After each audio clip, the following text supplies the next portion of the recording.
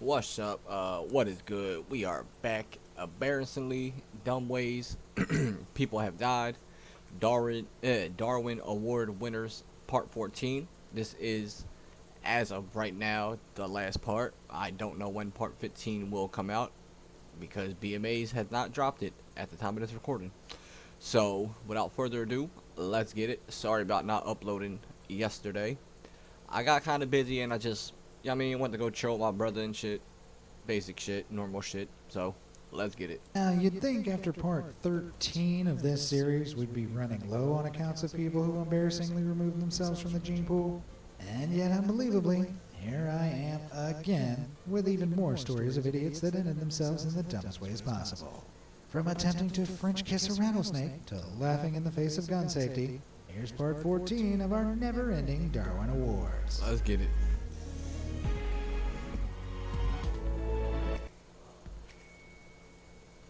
Butt of the joke. I don't often get to pick favorites, but as far as dumb decisions go, this is probably the funniest dumb decision I've ever heard of. Back in 2009 in Pennsylvania, USA, a 17 Shout out to Pennsylvania. It's my home state, unfortunately. year-old boy was rushed to A&E after claiming bullies had planted an explosive in his backpack. Obviously, the police were called, but the injuries he sustained didn't match his story. It was only then that the teen revealed what had actually happened. He'd gone rifling through his grandmother's possessions and found an M80 explosive, an American. Yo, ironically, somebody just, not somebody, I guess like across the street, we know who it is, but he just threw a fucking M80 not that long ago, like an hour or two ago. Maybe like three. Yeah, it was like an hour or two ago. It's about to be 1 a.m. So yeah.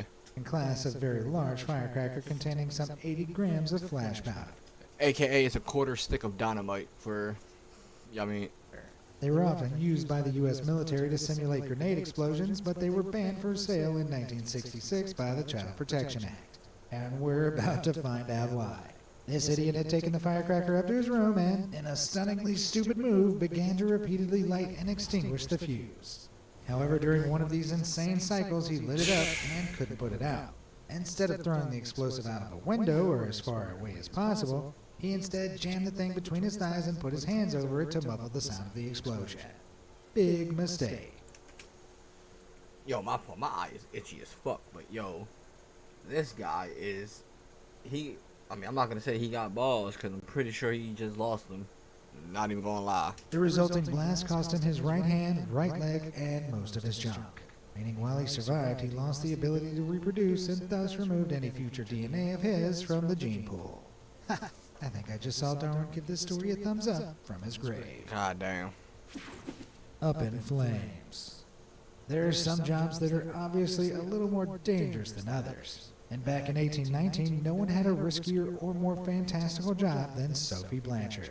Also known as Madame Blanchard, she was a French aeronaut and was the first woman to work as a professional balloonist. She would ascend in a chair attached to hydrogen balloons to entertain huge crowds of people below her. Well, this... Just think how far we came as people. This was fucking, entertainment back then. I mean, granted, yeah, I would never probably understand. I probably would never understand. Back then, them times was probably a wild time, when showbiz, I guess, this type of showbiz was popular, but it was probably a crazy ass time. But I'm good. This was a time before the internet. I guess the French had very limited entertainment options. Sophie would regularly perform in the Tivoli Gardens, sometimes using pyrotechnics called blue light or bingle fire to really spice up her high-flying act. The only problem is that hydrogen is incredibly flammable, and people knew this, regularly warning Sophie about the danger of using pyrotechnics in her shows. But Sophie would not be deterred. And so, on the 6th of July, 1819, a particularly gusty day, Sophie ascended. She struck up her fiery display and waved down to the crowds when, all of a sudden, her balloon caught alight. The fire spread quickly, Hindenburg style, and she began to descend rapidly.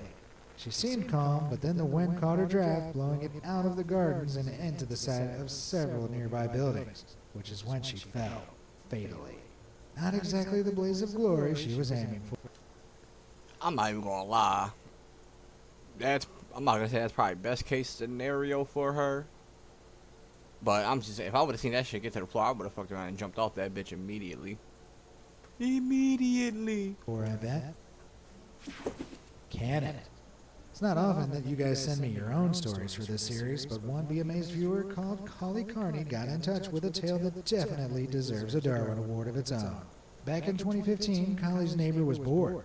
So bored that the only thing they could think of to alleviate their boredom was to grab their trash can, lay it down on the road, and hop inside it. They then used it to sled down the street like the world's worst toboggan.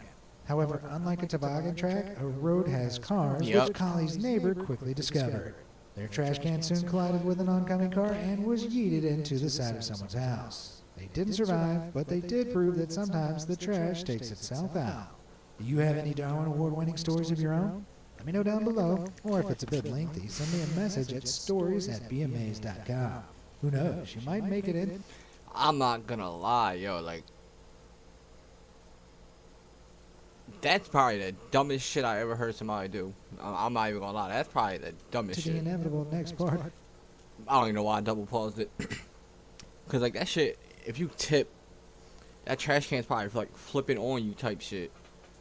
And like, I mean, our skin, like our flesh, it's not that, it's durable, but not that durable. Like, fuck. Part of this series.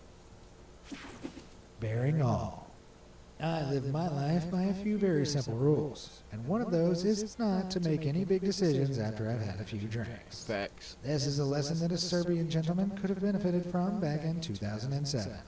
One evening during the Belgrade Beer Festival, this guy, who was assumed to be absolutely wasted, proceeded to head over to the Belgrade Zoo, broke in, stripped down until he was butt naked, and then climbed into the bear enclosure. Why? Okay, I can understand being drunk enough to text your ex or drunk enough to order $100 of fast food, but this is another level of drunk, and one that didn't last long.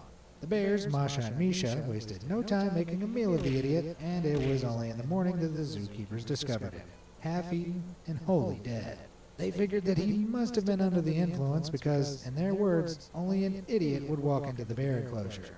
Well, stuff can be two things. What's to say this guy wasn't drunk and an idiot? At least the government knew. Or Good people. boy. Oh, Back in 2002, on the 29th of July, a TV channel in Ukraine reported on a story from the suburbs of Luhansk that nobody watching could believe. Late that evening, a deputy of the local administration board had been out walking his dog when he encountered a young police cadet.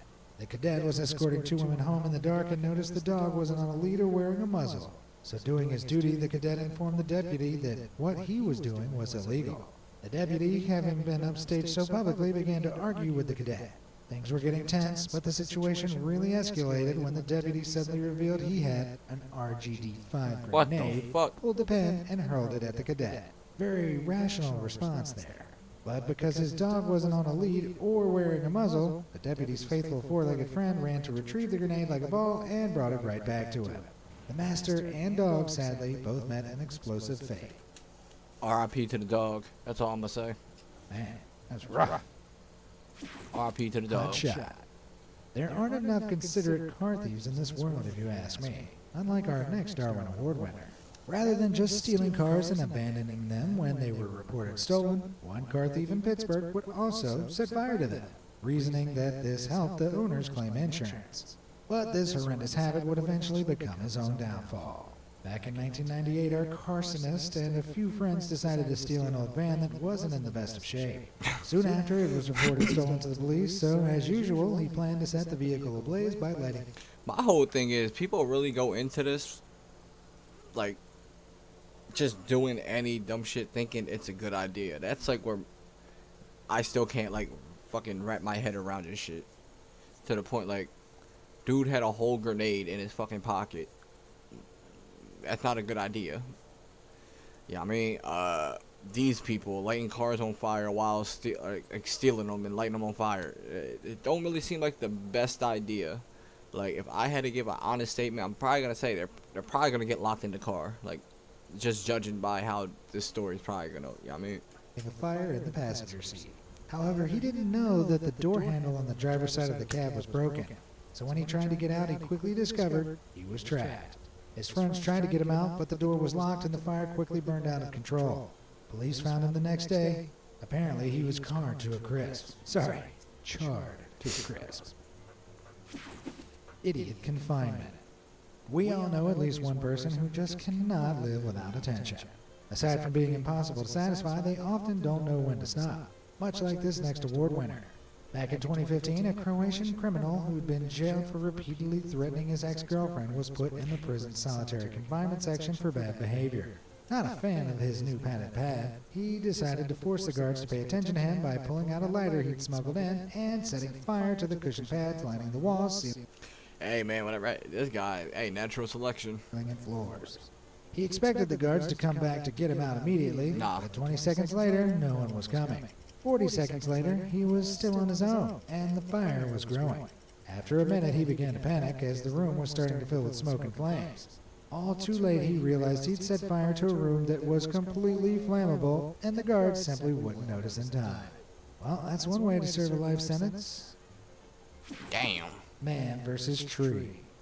Back in 2000, Bro, people gotta stop being fucking idiots. Like, honestly, like, just stop being an idiot. There's nothing. Like, I can't even fucking form words. Just stop being idiots. I mean, granted, all these people are dead, but like, this is just a PSA. Stop being a fucking idiot. 2004, police were called to the scene of an accident around the back of a house in Georgia, USA, that left them, in a word, stumped. A large tree had toppled on top of a truck, both of which were charred and smoldering. Inside the truck was a body burned beyond recognition, but the entire scene didn't make any sense. The tree had fallen onto the truck instead of away from it, which is what they would have expected if the two had collided. But why would they have collided behind a house? And what had started the fire? Slowly but surely the puzzle pieces came together. It appeared that the gentleman behind the wheel of the truck had been attempting to remove the tree from the yard by tying the truck to the tree and flooring it. He'd assumed the tree would use some sort of cartoon physics and fall away from the truck, but because we live in reality, the tree fell in the direction of the applied force and landed on A moment of silence for these fucking idiots. Alright. top of the truck, crushing the driver. The engine overheated, setting both the truck and tree ablaze, and the rest is Darwin Award-winning history. Getting shredded. Like right Hiring here. a tree surgeon to trim back or cut down your trees can be expensive, but doing the work yourself can end up costing even more, as one man found out back in 2008. Instead of paying a professional, he'd hired an industrial tree shredder and placed it at the base of an old oak tree in his yard, which had recently been struck by lightning. He was planning on cutting away the dead section of the tree himself by climbing up and trimming it away, dropping any stray branches down into the hopper beneath it. Only thing was, he hadn't used harnesses, safety equipment, or, well, anything to secure himself to the tree. So entirely unsecured, he clambered up the ladder, stepped out onto a branch, and began cutting away when suddenly he lost his footing and fell straight into the shredder. Ah. Yikes. Well, on the plus side, I bet he made for a very moist mulch. Claymore Cretans. Bro, like, if you got a fucking claymore, why would you even fuck with it? Why would you even touch it? That's what I want to know. And then, Gary, if this person found it, why would they take this shit home? People are fucking stupid. I'm sorry. Cambodia has seen its share of violence and explosions following the historic and horrendous Cambodian-Vietnamese War. But in 1999, 10 years after the war ended, an explosion in a cafe in Svay Rieng province caught the attention of the tabloids. According to witnesses, three regular frenemies were drinking heavily at a cafe and exchanging insults with one another when one of them, clearly disgruntled, suddenly pulled out a Claymore landmine and threw it under the table. What the He fuck? drunkenly explained he'd found it in his backyard and wanted the men to play the ultimate game of Russian roulette with it. While the other, much smarter patrons were fleeing, these three intoxicated idiots took turns stamping on the pressure-triggered explosive in an attempt to set it off. Several minutes and stamps later, the bomb detonated, taking all three men with it. Well, they say you can take out two birds with one stone, or in this case, three idiots with one landmine. Leveled crossing. Fuck. April 15th is a pretty... Like, this is physically making my brain, like, I feel like this is... I'm not saying this is like the equivalent of watching TikToks, but this is like the equivalent, like, brain rot that I'm getting. Just cause, like, how the fuck can people legit be this dumb? Like, yeah, let me get drunk and just pull out a fucking claymore, and then let's just all step on it. Like, what the fuck does that even, like?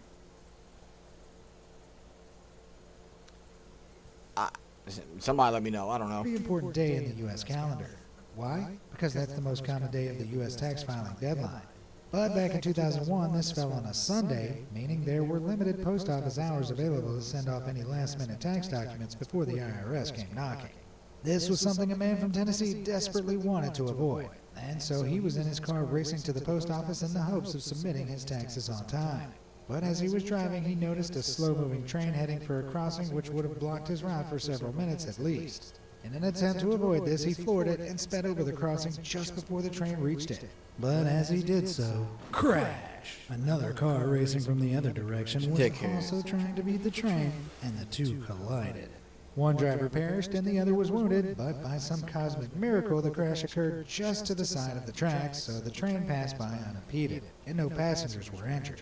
Well, I guess these idiots proved that trying to beat an active train crossing is taxing, to say the least. Getting airtime. Nope. If you've ever been to Holiday World and Splash and Safari, Exactly why I don't like roller coasters. Exactly why I don't go to amusement parks. Exactly why I don't do nothing that can injure me in any way. And now to the people who might be like, oh, but you need to live. Shit, I'm living without doing any of that. in Indiana, USA, then you probably know the Raven. This big old bird-themed wooden roller coaster has a peak height of 110 feet Oh, and no. a top speed of 50 miles per hour. Not exactly the tallest or fastest coaster out there, but still super fun nonetheless. However, back in 2003, one woman made a supremely dumb decision in a bid to really get her adrenaline pumping. Riding the Raven with her fiancé, the pair of roller coaster enthusiasts had their lap bar and seatbelts checked by staff before the coaster set off. But a few moments later, she undid her seatbelt, tucked the two sides into the cushions of her seat, and wriggled out of the lap bar. She wanted to stand up as the coaster went down the drops in a bid to catch what roller coaster enthusiasts refer to as airtime. But during the fifth drop, which was some 69 feet high, she lost her footing and was sent tumbling over the edge to her demise. Gee, it's almost like the safety restraints were there for a reason. Dog days. In my opinion, people who hurt animals on purpose belong in a special circle of hell. And as it would happen, this next story, while involving a dog who was likely abused by its owner, ends humiliatingly for said owner. That means I get to immortalize him here for the entire world to laugh at. Facts. So let's rewind to 2008 and head over to I don't even know this guy, but fuck this guy. upstate New York. Here, a 50-year-old man was bird hunting alongside a few of his buddies, with his faithful canine companion at his side. Suddenly, the dog found a deer leg bone and began chewing on it. The owner tried to take it away, but the dog refused to give up its bone. Frustrated, the hunter began to wield his shotgun like a club, swinging the butt of it at the dog. Each time he did, the dog dodged. That was until this idiot slammed the butt of the shotgun into the ground. The shock triggered the gun to fire, with the muzzle pointed directly at his stomach. The huntsman was airlifted to the hospital, but didn't make it, though he did live just long enough to confirm this account to the police. Well, what can I say? At least the dog got to keep its bone. Facts. Midnight Mess. Is that a red 9? North Carolina is an American state that allows a lot of different types of gun ownership. I probably can't name every gun, right? That's a little, like, that's a snub nose.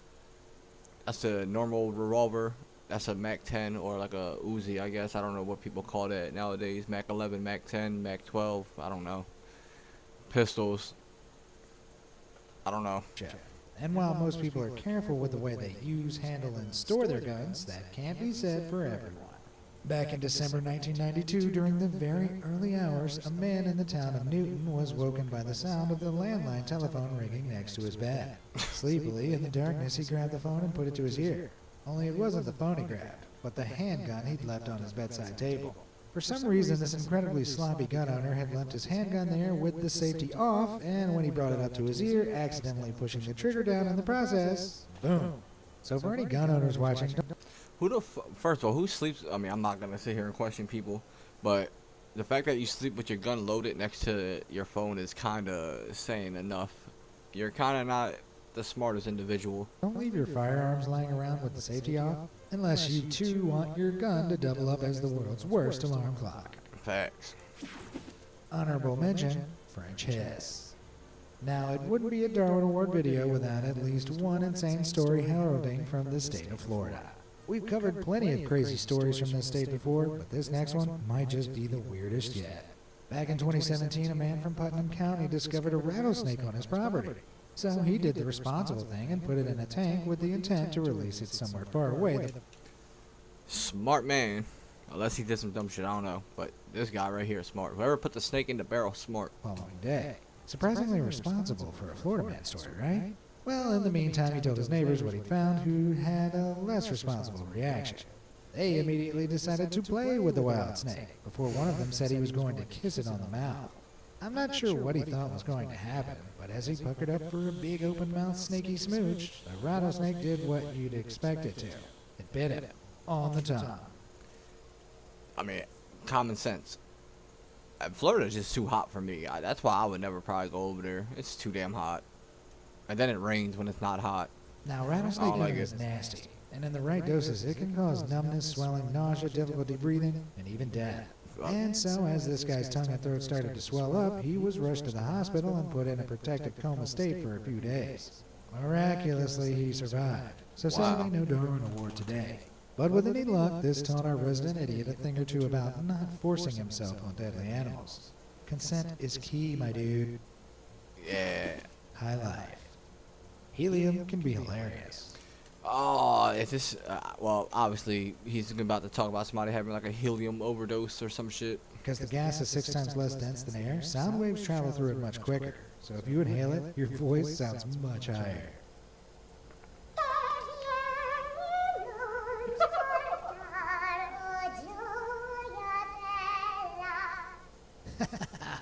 I could listen to this forever. But helium shouldn't be inhaled for too long, because even though it's a gas, you still need oxygen to breathe. Which is a very basic science lesson that these two next award winners apparently missed out on. Back in 2006 in Tampa Bay, Florida, two 21-year-olds spotted a huge promotional balloon 8 foot in diameter used to advertise condominiums for Lakeview at Calusa Trace. It was late and quiet, and so they decided to pull the huge balloon down and get it sighted for maximum high-voiced humor. They cut it open and shoved their top halves inside as the balloon gradually deflated, enjoying the squeaky And now they're dead. But it didn't last long. You see, when our lungs are filled with helium, it means we're not filling them with oxygen, which our organs rely on. Depending on how much helium is inhaled, a person can lose consciousness quickly and die from lack of oxygen. I knew this at a young age, though, like, and I never even used to, like, inhale helium. I just knew this at a young age. It's like, it's fucking common sense. Don't put foreign substances in your goddamn mouth, body, whatever. You know what I mean? Also known as asphyxiation, which is exactly what happened. Dizzy and confused, these two idiots lost consciousness and were only found the next morning when a local sheriff spotted the bottom halves of their bodies sticking out from the deflated balloon. Well, at least they ended on a high. A burning problem. Troll face. Now, I really respect volunteer firefighters. It's a pretty thankless job that requires an immense amount of bravery. But being brave and being stupid aren't mutually exclusive terms, as the Sequoia Volunteer Fire Department in Tennessee proved back in 1999. Damn. This supreme team of 7 idiots were bored having not received a call for help in over 2 months. And so they started up a dangerous habit of using gasoline to light fires in vacant houses in a rural part of Chattanooga. Why? They'd then rush in What the fuck? and put out the blaze and pretend to be heroes. But this incredibly dangerous ruse all fell apart one day when one of them, who was spreading gasoline in the attic, didn't realize the others had already started the blaze. The fire spread so quickly it trapped the wannabe hero in the attic, where he met his demise. When the real firefighters and police were called in, they realized all too quickly what had been happening. The 6 accomplices faced a combined total of 60 years in prison. Man, I don't think there's enough water on... Bro, they are some dick heads. I'm looking at the camera for this one. They are some dick heads. on earth to cool that burn. Love in the cockpit. Let's fly back in time to 1991 Florida, where 2 pilots of a small Piper Seneca aircraft decided to undertake a simulated instrument flight. This is where a literal hood is placed over the eyes of the pilot, and they fly using only the instrument on the dashboard. It's a fairly standard practice. However, on this day, witnesses noticed that while in the air, the aircraft's right wing suddenly failed before it dived down and crashed. Neither pilot survived. People began to wonder what could have caused such a tragic accident. Had both pilots been wearing a hood? Was the plane defective? Was it on purpose? Well, on closer inspection of the crash, a few things became clear. The front right seat was in a fully reclined position, neither pilot was wearing their seatbelt, and both were only partially clothed. Further examination revealed no ribs or tears. Hey, yo, they was getting... And Any zippers or buttons, so it appeared that the pilots had removed their clothes themselves, used the fully reclined seat as a bed, and tried to join the Mile High Club, if you get my drift. But with no one, flying the plane, it began to move erratically, leading to the wing failure and eventual crash. Guess you could say they were victims of the ultimate high. Gunning for a fight. Okay, I want you to imagine you were planning a robbery. I imagine there'd be a few essential things you'd try and take into account before picking a target, right? Things like, what valuables will they have? Will there be many people around, or will they be well armed? Alternatively, you can contemplate none of these things and just wing it, like our next Darwin Award winner did. Back in 1990, our would-be criminal made the big-brain decision to target a gun store located near Seattle, Washington. smart. Did he do this early in the morning or late at night when it'd be a little quieter? No, he went for 4:40 in the afternoon when the store was super crowded. He waltzed in, fired a few wild shots And that's how you end your life in 2 seconds, ladies and gentlemen. into the air and announced to everyone in no uncertain terms. If y'all didn't know, 9 out of 10, the owners in a gun store, they have guns. Most likely, there's like I'll say 8 out of 10 chance that the customers also have guns. Yeah, I mean, That he was robbing the joint. Now, being a gun store, this place attracted a certain type of patron. You know, the type that really likes guns. And it was only after he fired off his shots that he noticed a uniformed policeman having coffee with the store owner. Yep, our criminal had also managed to miss the police car parked outside the store. All of a sudden, several people being held up pulled out their own firearms and let loose on the robber, including the policeman. After taking a barrage of bullets, he was put down, and amazingly, no one else in the store was injured. Considering just how dumb this guy was, I'm amazed he was holding the gun the right way around. Which of these... and point proven, like he literally, they're gonna 9 out of 10, 8 out of 10. Even the customers have guns in that store. Cause 9 out of 10, some gun stores, if not most, the ones I've been to, they all have like shooting ranges. So it's like, you're going to that store, you're most likely taking your gun because you're gonna go shoot. You're gonna go shoot it. So on that note, I'm out. Everybody stay safe, all that good shit. I will see y'all tomorrow for something I have no clue. Feliz Navidad. That's Christmas, but hey.